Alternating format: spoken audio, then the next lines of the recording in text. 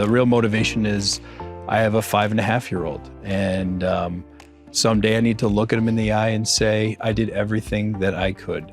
So, while there's disease spreads and misinformation spreads, good things spread too. And so I want to spread something positive to be an example for other houses, and Marty's seeing that happen.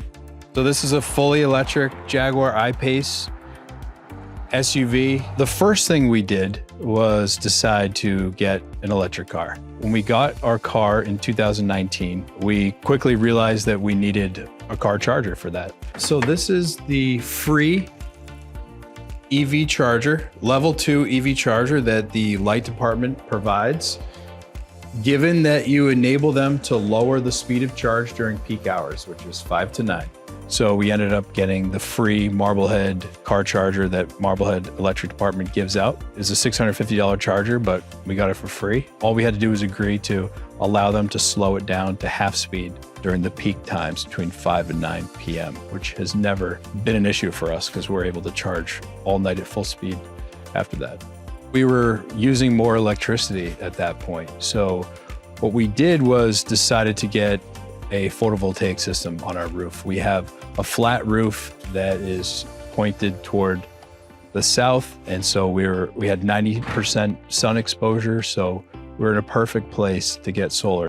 We ended up getting a 12.8 kilowatt hour photovoltaic system. That's 40 320 panels, and that produces about 14,500 kilowatt hours of electricity per year. This was the location of our central AC compressor. We wanted to replace the old AC, central AC system that we had.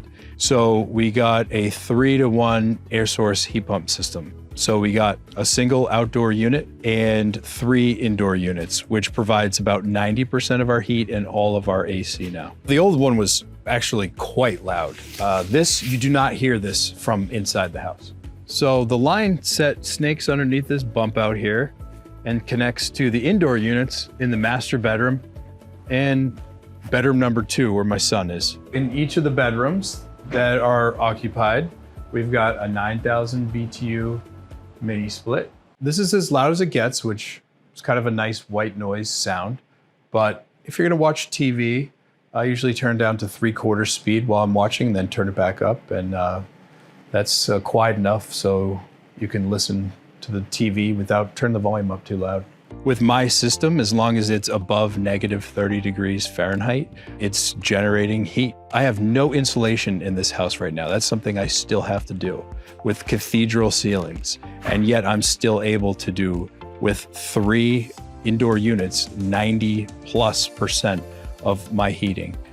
Because I'm producing so much electricity in the summertime, I'm overproducing in the summertime. And so that enables me in the wintertime to take credit for the overproduction and reduce my electricity costs significantly. As far as zero carbon goes, I mean, we're not there yet, right? We're still using a little bit of heat from the gas heating system. We still heat our hot water with that. And so it's a process, and we're on our way there. The electricity that we're drawing from the grid is still 50% of it, more than 50% of it is from carbon fuel sources. Once we recognize the situation that we're in on this planet, it becomes a large source of anxiety for us. And so we need a sense of agency, and we need a sense that we can make a difference. It's important that we take personal steps so we can address some of that discordance in our own minds. From a financial standpoint, these are no-brainers, especially with increasing and volatile energy costs. The price of the sunshine doesn't change. It makes perfect sense. And so the sooner you do it, the more money you'll save.